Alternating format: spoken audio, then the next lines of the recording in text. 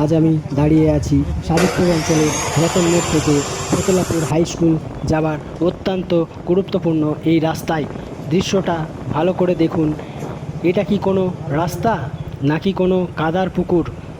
আশ্চর্য হলেও সত্যি, এই রাস্তাটি বিগত মাত্র 1 বছরের মধ্যে তৈরি করা হয়েছে।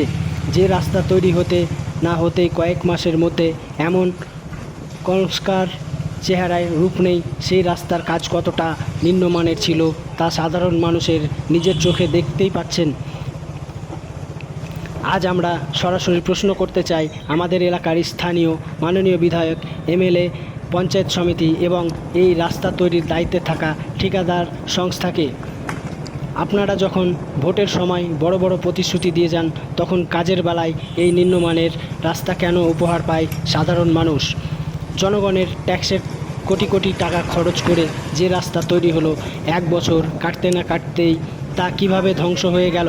তবে কি ঠিকাদার ও প্রশাসনের একাংশের কাটমানি এবং পকেট ভরানোর ফলে এই চরম দুর্নীতি?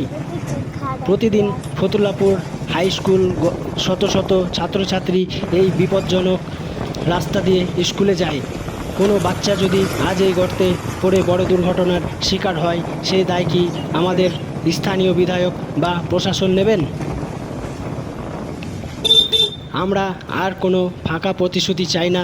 মাননীয় বিধায়ক এবং স্থানীয় প্রশাসনের কাছে আমাদের স্পষ্ট দাবি, আপনারা অবিলম্বে এই নিকৃষ্ট মানের কাজের তদন্ত করুন এবং ঠিকাদারের বিরুদ্ধে ব্যবস্থা নিয়ে রাস্তাটি দ্রুত করে সংস্কারের ব্যবস্থা করুন।